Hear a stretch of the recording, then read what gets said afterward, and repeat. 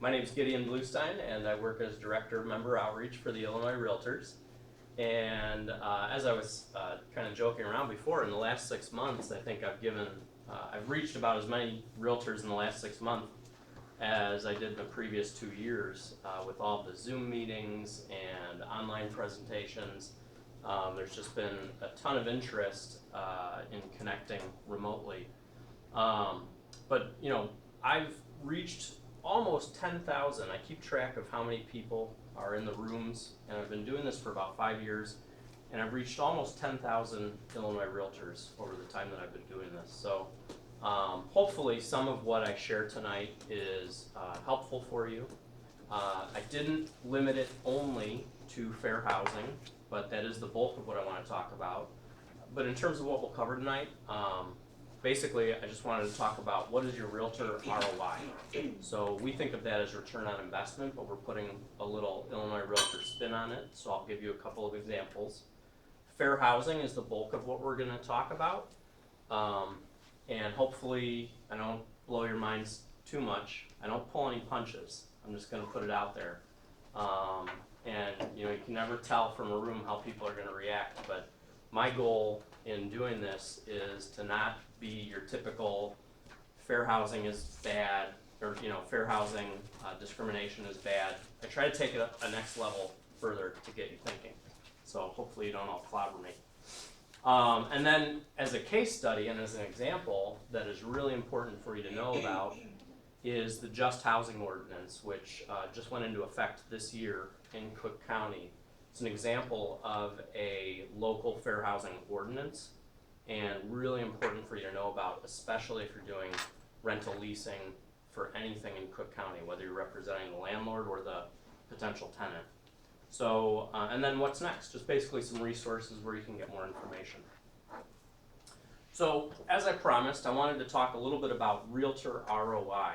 So, during the coronavirus, we really focused, and I talk about this a little bit in one of my slides, we really focused on being at the forefront of working with state government, local governments to make sure that we were getting you health, safety, and legal information so you could keep your business running.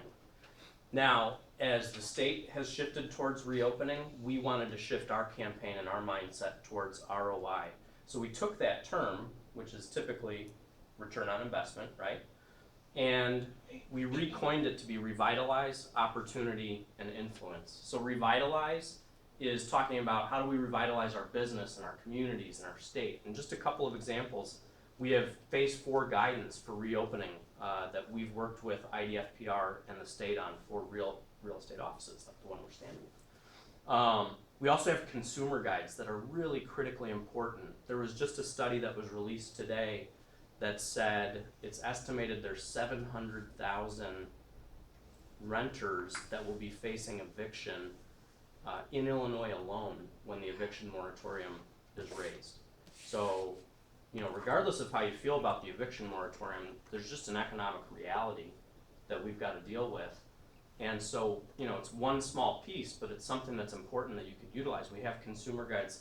One is about protecting your investment. So if you're a homeowner, what are the concrete steps you can take to protect your home if you're having trouble making that mortgage payment?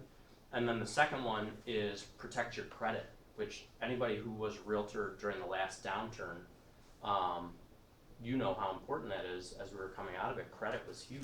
People did damage long-term to their credit, which hurt them even after they had recovered in the job market. So those are two useful guides that you can get. The second part, opportunity, to grow, to learn, to serve. So this is all about what are those opportunities, not just to do your CE and get the hours done, although I'm going to talk about CE just for a minute. But what are those opportunities to step up and really be a realtor in your community leading? And then that segues into the last one, which is influence. So how do we influence our industry, whether that's through your local association, your state, or your national association? And then how do we influence local and state leaders, elected officials, so that when there are policies that are hurting the industry, we can really be effective in fixing those. So a couple of, I'm going to give a little advocacy update on COVID-19, and then one thing that's important for you to know about is the Real Estate License Act and all the resources we have on that. Oh, and then at the bottom of the slide, I definitely want to call attention to, I've got to save the date here for the fall business meetings.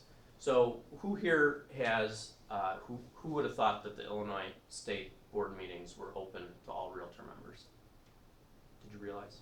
Mhm. So that was something that came up in focus groups that we ran. Most realtors didn't realize that the business meetings are open to all of them. So here's the good thing. They're all online this time around because of coronavirus. And all of the meetings that are open to all members are listed on our website. So I want to encourage you, check it out, figure out which ones you want to participate in.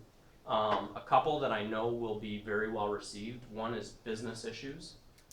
So then they always take whatever the hot business issues are, and our legal team presents on those. Also, that'll be where you get the state of the housing economy.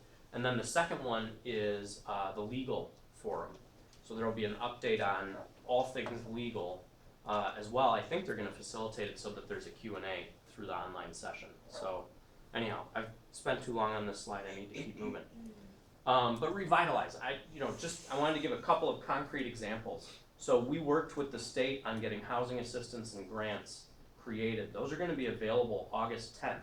And the reason I've been trying to proactively share these before August 10th is because they're going to be oversubscribed. There's going to be more renters and more homeowners that need these programs than there's money that's been available. So you've got the inside track here. Check these out. We've got a blog post that goes over what are the details of these programs.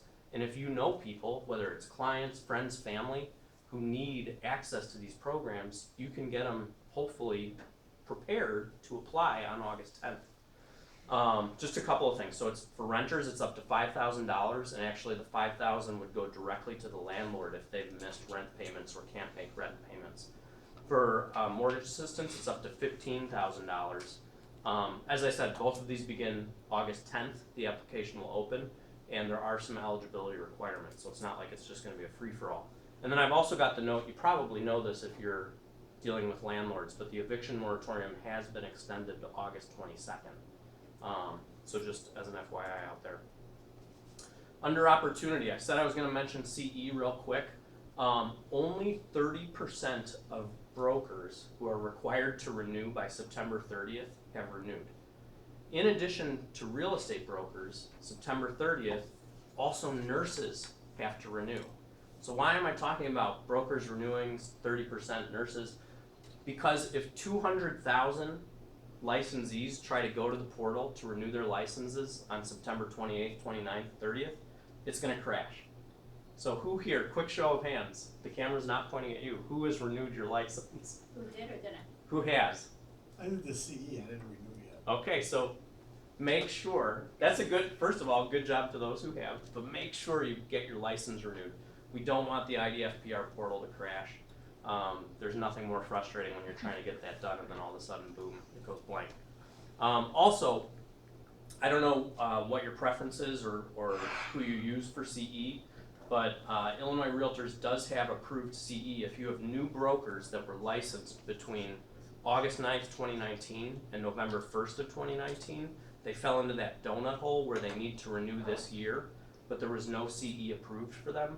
We do now have CE approved for those brokers. So just FYI, if you have new brokers, you want to make them know about that. And then influence, COVID-19 and protecting the health of our industry in Illinois. So this was the bulk of what I was talking about over those days when the stay-at-home order went into effect, which is exactly just trying to synthesize all the information and get it out to brokers via Zoom meetings with companies large and small and everywhere in between.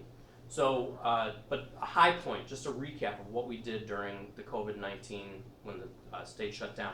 Even before the stay-at-home order, we were sharing safety, legal, and health information that was helping our members to navigate in a way that could make their clients feel safe and comfortable, and also helping answer legal questions that could come up. Do you all remember when everybody's head was blowing up about addendums, COVID-19 addendums? So we were in the thick of that. Then when the stay-at-home order went into effect, this was really critical. So we were there with IDFPR and the governor's office, and we made sure that realtors were deemed an essential business. And in hindsight, you might think, well, yeah, of course realtors are, real estate is an essential business. Not every place across the country did that. New York, Pennsylvania, they did not allow real estate to continue. They shut it down. And their markets did a much deeper dive than Illinois' real estate market did. So that was absolutely critical. We also fought to get remote notarization approved. And then also one that was really critical, I don't know if any of you here ran into this, but local governments, if you had transfer stamps, if you had point of sale inspection issues, a lot of local governments, when the stay-at-home order went into effect, just shut their doors. So we quickly deployed and got out to all those local governments and said, you've got to put online and remote access to these up, and 99% of them did. Harvey was one of the main holdouts, but we've actually got a blog piece on our website. Your local government affairs director, Tom Joseph, fought and finally got Harvey to open back up, specifically for real estate transactions to get done. All right, so that was Realtor ROI. Now I'm going to pivot into what you asked me here to speak about, which is Illinois Realtors and fair housing. And as I mentioned, I'm not going to pull any punches tonight. I feel like so much of what we see in fair housing training, and you all have been through it as well, it's here's the law, here's the consequences, do what's right. And I just think that it's important to kind of do a little bit of a gut check on these issues and figure out, like, where did they come from, what's the point, why do we do them? And so I want to start with what is Illinois Realtors' position on fair housing. And we stand firmly behind upholding fair housing principles. And then I've got the Code of Ethics up here. I'm not going to read the Code of Ethics verbatim, but I do want to point out that the Code of Ethics says you shall not deny equal professional services based on race, color, religion, sex, handicap, familial status, national origin, sexual orientation, or gender identity. And so it actually goes beyond what is currently in federal law. And I think that's important to recognize. This has been an issue that we have been lobbying in Washington, D.C. to get their fair housing laws to mirror what's already in our ethics code. So realtors are going above and beyond, all right? And then I want to there's a quick video. I tested the sound, so it is going to work. But it just shows one of the initiatives that we put out in recent history. It was the 50th anniversary of the Fair Housing Act.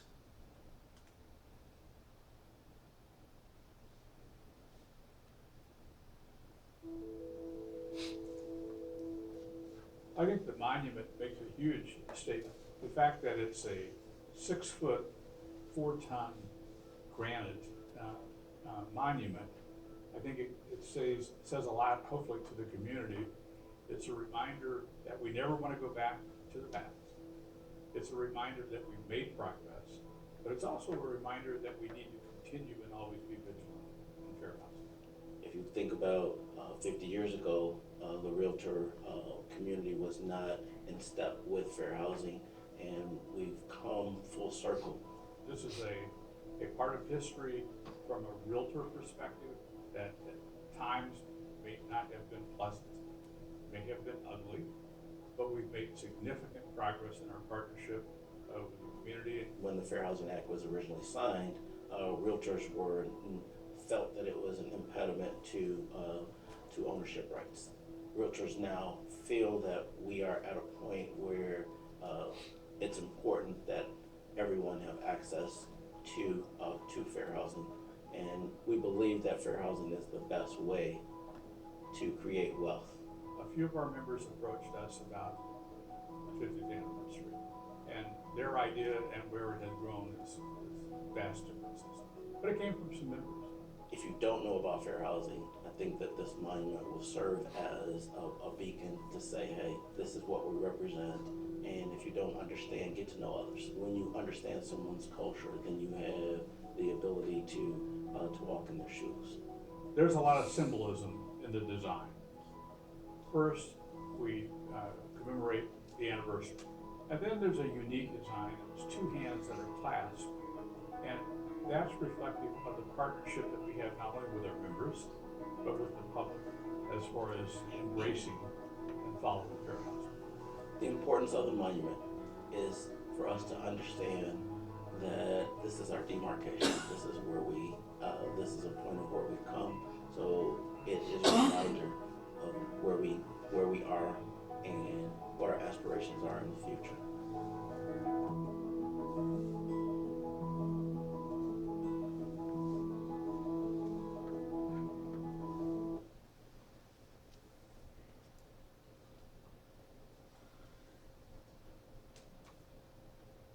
so I just wanted to share that to provide a little bit of context about where the Illinois Realtors are at on fair housing as an organization and as we try to communicate these things out to our members. So this is where I kind of get into the bulk of our discussion, but just quick questions up on the screen, and feel free to respond. But which statement that I've got up there is more compelling to you? Fair housing, it's the law, or fair housing, it's the right thing to do? There's no wrong answer. Right. Right.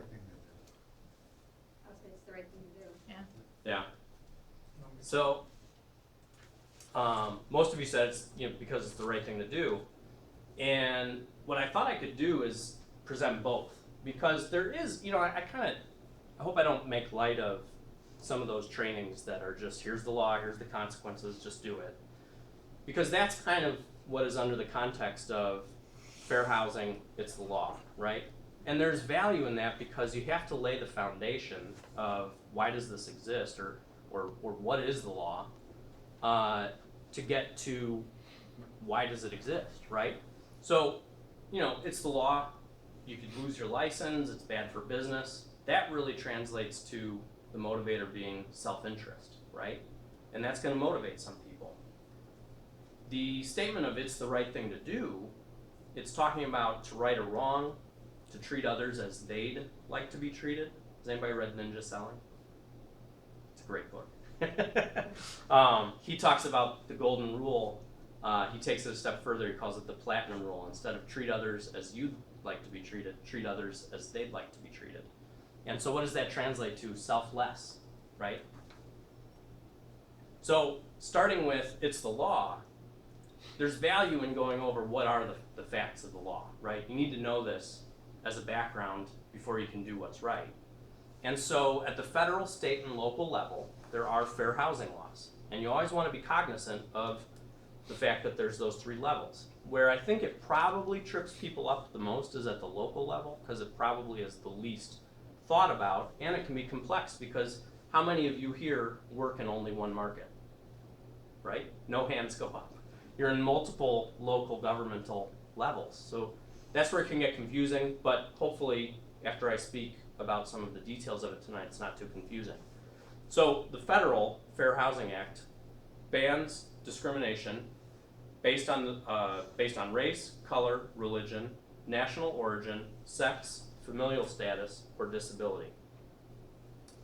The state goes further than that. It ensconces those, but then it goes further than that, and it adds into the mix marital status, ancestry, unfavorable military discharge, age, military status, sexual orientation, order of protection status, and then arrest record was just added this year. It went into effect.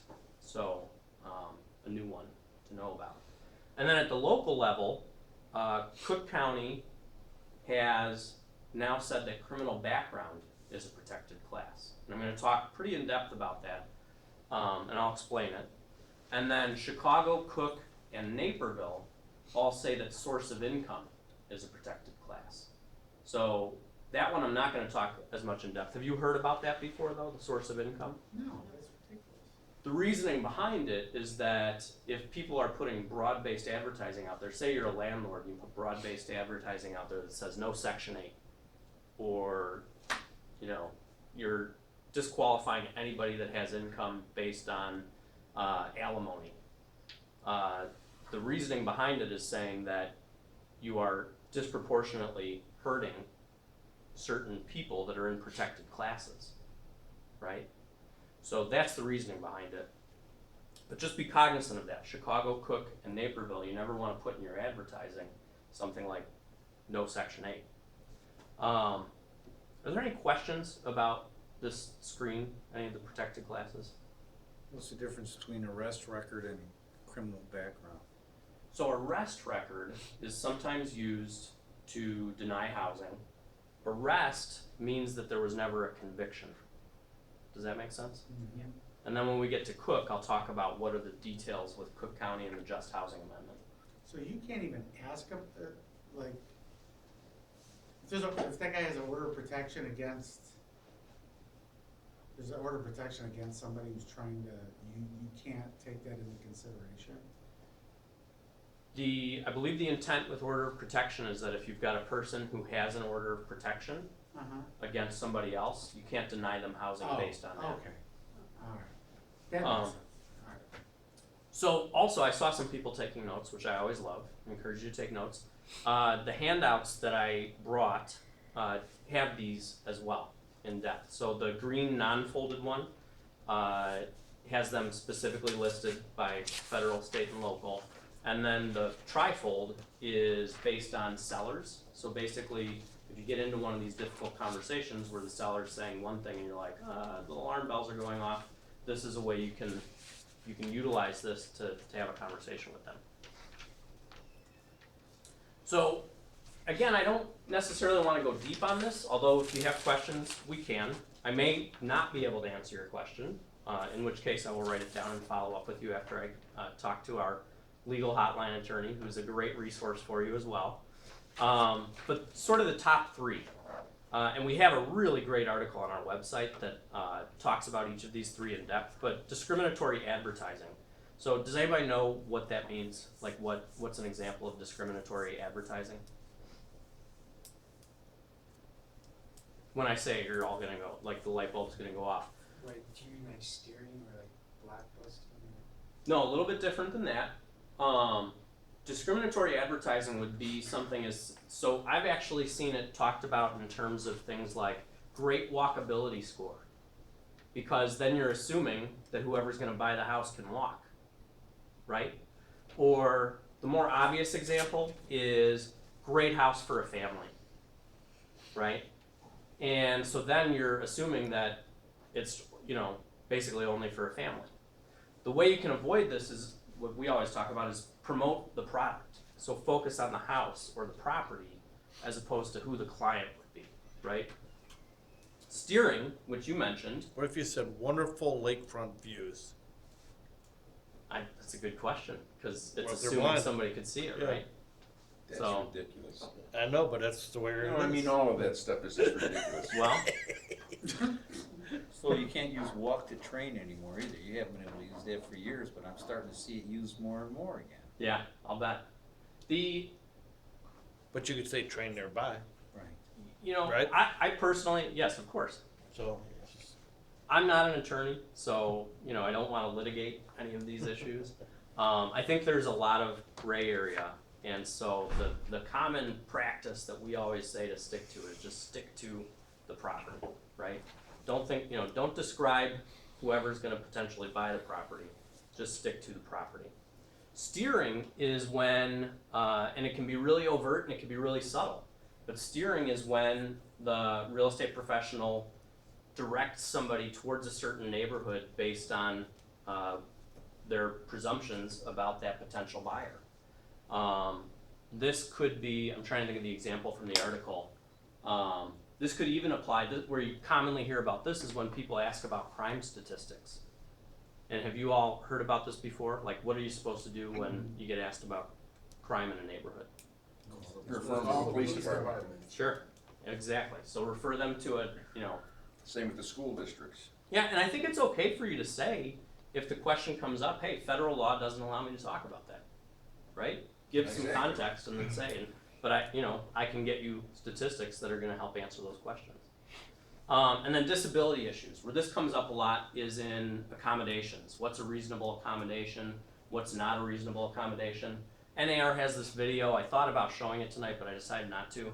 I kinda love it because the video, the little vignette in the video, it's a person in a wheelchair, and they're insisting they really want this certain unit, which is larger, and the realtor is just like, no way, man, this unit right here is so much easier to get to. You're in a wheelchair, you should want this unit. So the realtor's doesn't even have bad intentions, but the person in the wheelchair is like, no, I want that unit. Why are you assuming I can't have that unit, right? So anyhow, we've got exhaustive resources on these. The article goes in depth in terms of what is reasonable accommodation. And if you have questions about any of this, please feel free. I'm of course gonna give you my contact info. You can follow up and ask me any questions. And then of course the penalties, right? So I said it's what is the law, what are some examples, and then what are the penalties for violating the law. I put this up here, it's actually, I grabbed it out of the brochure. And I put it up because the penalties can be really steep, right? There's financial penalties. Some of the examples that we've got up here, they're in the tens of thousands of dollars. And what's maybe even worse is that if you are found guilty, you can lose your license. Your license can be suspended or revoked, so what are you then denied, right? And again, remember I talked about this is the self-interest portion of the show. What can you be denied? You can be denied your job, essentially, your income, your status, right? So really important things that can be taken away if you're not following the law. So then this is where I get to the stuff that hopefully you don't all clobber me, but again, I want to make people feel something. And the timing of this could not be better. I mean, I think I've been on the schedule for 2 months now, and then last week this tweet comes up, which just sets off a firestorm in the housing world. And I don't know if it's gotten to you on, in your Facebook feeds and stuff, but it's really, really important, and it deals directly with fair housing. So last week, President Trump tweeted, "I'm happy to inform all the people living their suburban lifestyle dream that you will no longer be bothered or financially hurt by having low-income housing built in your neighborhood. Your housing prices will go up based on the market, and crime will go down. I have rescinded the Obama-Biden AFFH, that's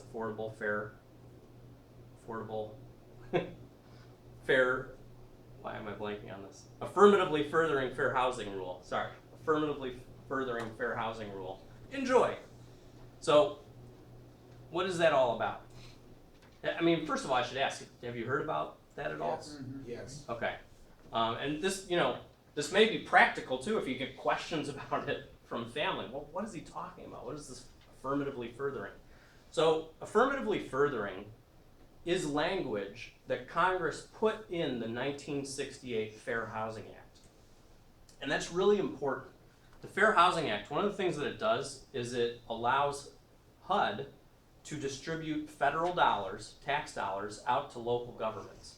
And Congress put in the language. So we all remember from civics, Congress writes the laws and then the executive branch implements them, right?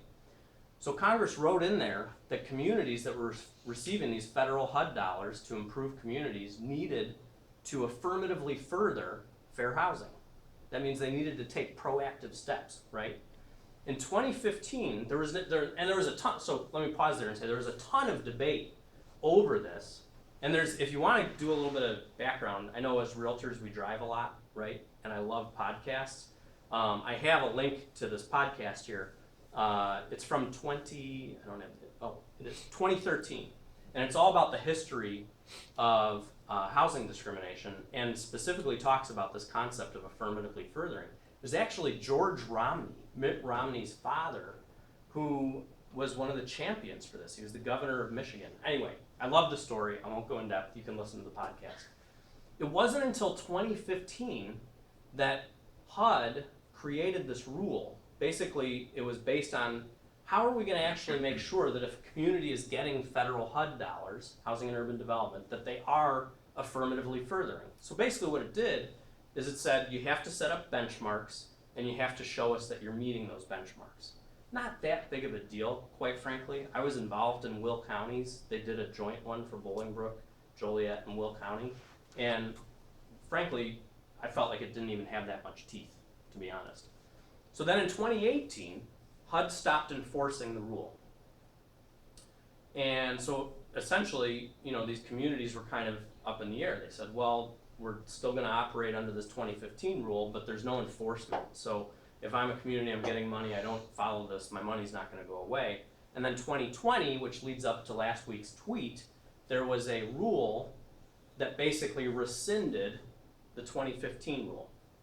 Does that make sense? Mm-hmm. So basically the rule went away, and that's what the president was tweeting about.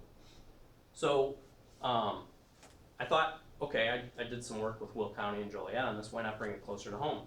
And I tried to really boil this down. So in Will County, it's only the county, Joliet, and Bolingbrook that get federal HUD dollars. And remember, these are our tax dollars. They're paid by people of every color, of every income. Our tax dollars go to Washington, and then they come back in one way through these HUD grants. And the mission of the Department of Housing and Urban Development is to create strong, sustainable, inclusive communities and quality, affordable homes for all. So under the 2015 rule, and I would argue the original law, because it was put in there by Congress, communities had to prove that they were affirmatively furthering HUD's mission.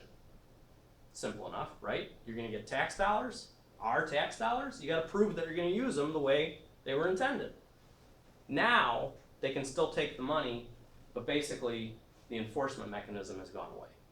So I'm not saying that Joliet or Will County or Bolingbrook isn't going to continue to do that, but basically what happened with this rule change is that the enforcement went away. So when you get all twisted up with low-income housing and housing prices are impacted by this, it really gets away from the core issue, which is the rule was in place because if communities were receiving these HUD dollars, they needed to make sure that they were truly affirmatively furthering HUD's mission, right? And if they didn't want to, well, then they don't have to take the dollars, right?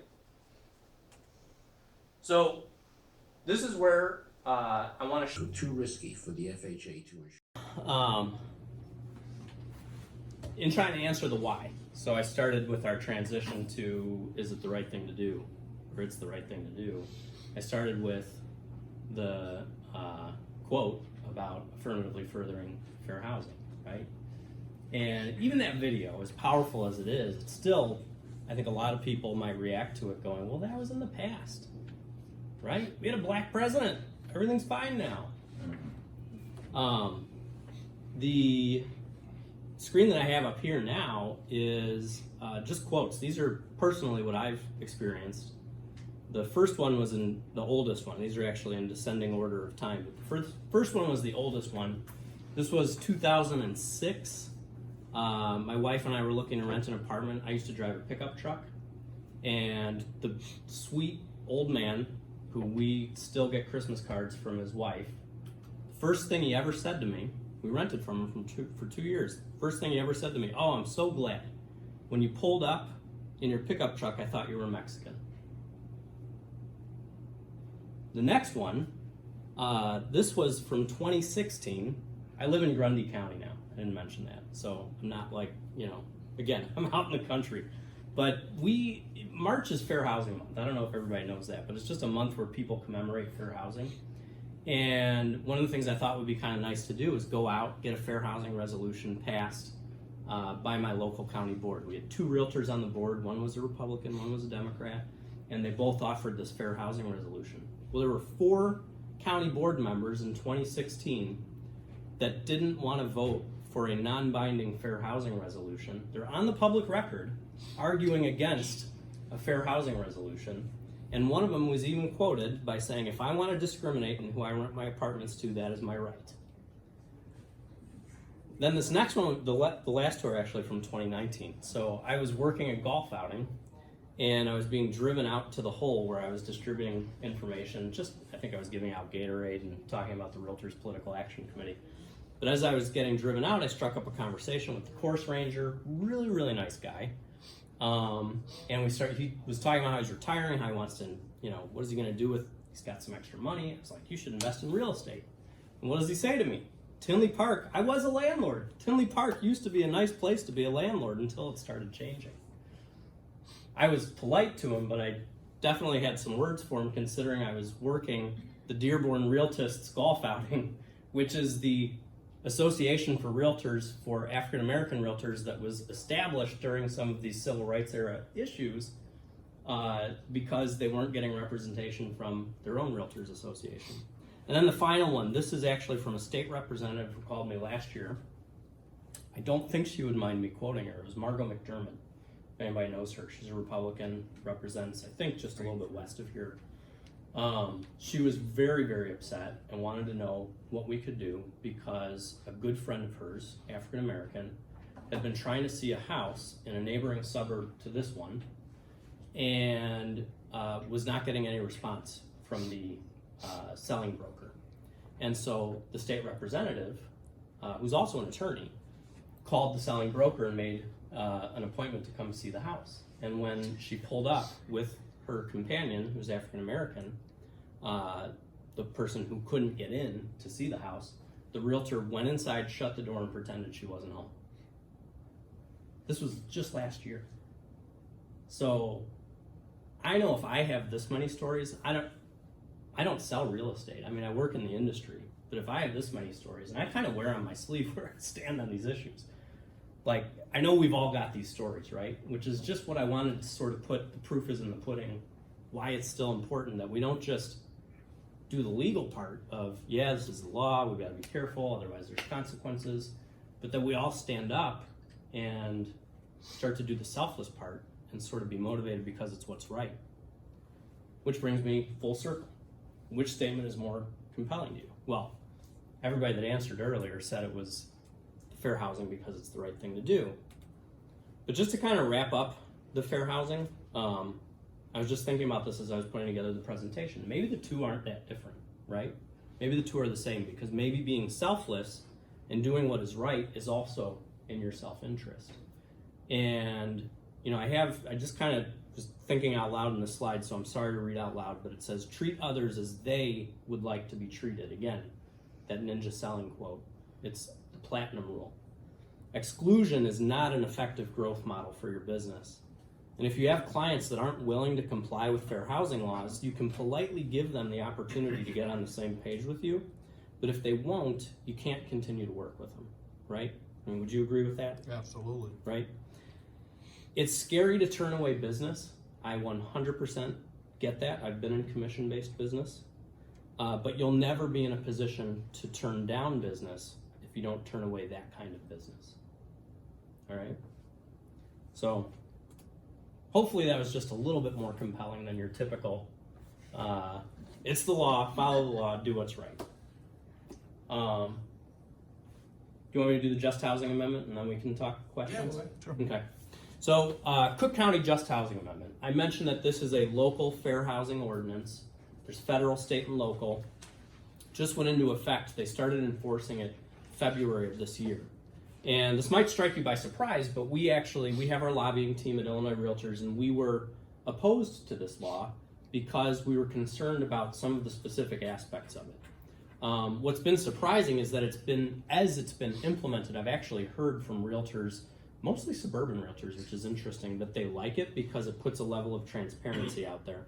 But when I tell you more about the law, I'll let you decide. We were opposed because we were concerned that what it did is it would have unintended consequences. Basically, what you'd see happening is fewer people investing in rental properties. One of the things we are monitoring and we're concerned about is that people will just raise credit score requirements super high, which will just be another form of making a barrier to achieving housing. Anyway, I'm getting ahead of myself. So the background, I'm going to talk about where did it come from, why is it a new law, how it impacts the rental application process, and then where to get more resources. So the background comes from a recent, I think it was 2015, Supreme Court ruling on a thing called disparate impact. And what that basically means is that when you have a policy, even if it doesn't intend to discriminate, if it discriminates, it can have a disparate impact, right? And so that would be a non-constitutional action or a violation of fair housing. So Supreme Court ruled that disparate impact is the law of the land. HUD then follows suit and issues federal guidance saying that it is in the best interest. There wasn't like strict, this is a fair housing violation, but it issued guidance saying if you're a housing provider, probably best not to just straight up deny anybody with a criminal background, all right? So at the federal level, that was a guidance that they issued. And then NAR provided some suggested practices on this, which I can share with everybody, although I think the Cook County stuff is a little bit more specific. But the NAR provided suggested practices basically on, okay, if you can still consider a person's criminal background, but if somebody was arrested, or what? So your example, arrested versus convicted. If somebody was arrested 10 years ago for having a little bit of pot on them, should that be weighed the same as somebody who has a violent conviction from 2 years ago? Right? So that's the NAR guidance. Basically, what's some common sense ways we can approach this? So then Cook County decided, look, there's still some gray area and we are still encountering, and this is true. I mean, I think it's okay to say I'm a landlord myself, not a big time landlord by any means, but I have a couple of investment properties, and I see this myself. The blanket, no criminal background need apply. It's hard for people with a criminal background to find a place to live. And so Cook County responded to that ruling by the Supreme Court and the HUD guidance by saying, look, we want to clarify this. Right now it's a little bit unclear. We want to set in stone some specific laws around this to make it clear for everybody. So what does the law do? Basically, first off, I want to make sure you know it only applies to Cook County. It's a local fair housing law, and it affects all real estate transactions. So where the most guidance has come out has to do with rental transactions. So that's where I'm going to focus. But we've been encouraging the county to issue more guidance around sales transactions, because technically the way the law is written, it could apply to a sales transaction. And I've got the Forewarn logo up there because it's really important that if you're using the Forewarn app, which do you guys use that from Main Street? So it's a cool app, right? But make sure you're following Main Street's guidance on how to use it so that you don't get caught in a trick bag unintentionally violating Cook County Just Housing Ordinance or a fair housing law, right? Or another fair housing law, I should say. But it does apply. Ready? So, no statements about criminal background in the advertising, things like no felons or no sex offenders, and then no questions about criminal background. So if somebody calls you and says, hey, I saw you have this listing, I'm really interested in it, but I have, XYZ in my criminal background, you're going to want to, again, have that conversation. Hey, the law prohibits me from knowing anything about your criminal background. Here's where you can apply for this rental. Simple enough. The application, this is where it gets a little bit more detailed. The application must include, sorry to say must and then have a negative, but no statements about criminal background.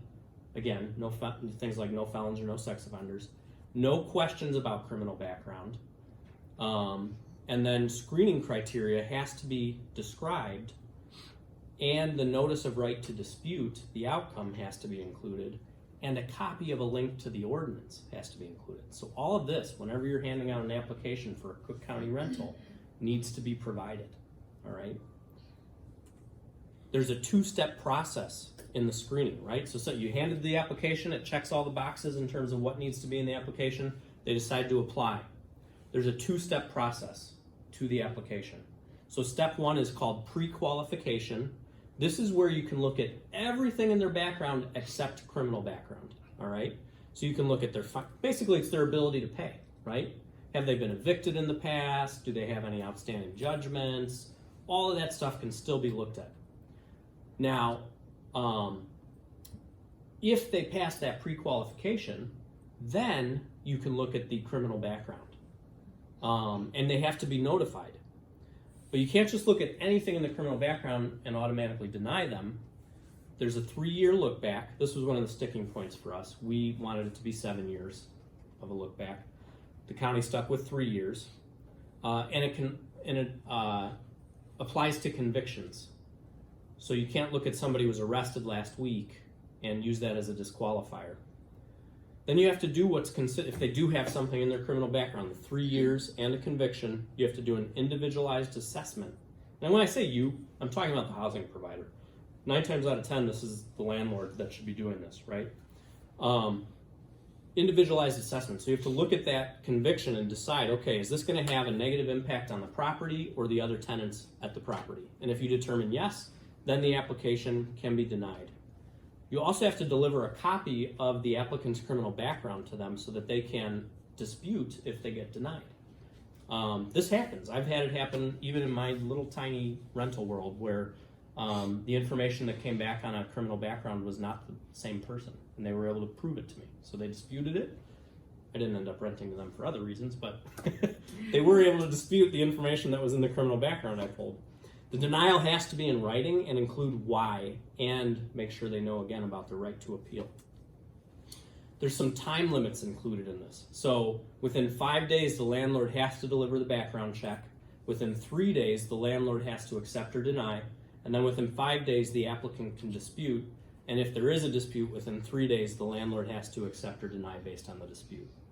Here's one of the key things we fought for and that we were successful in getting.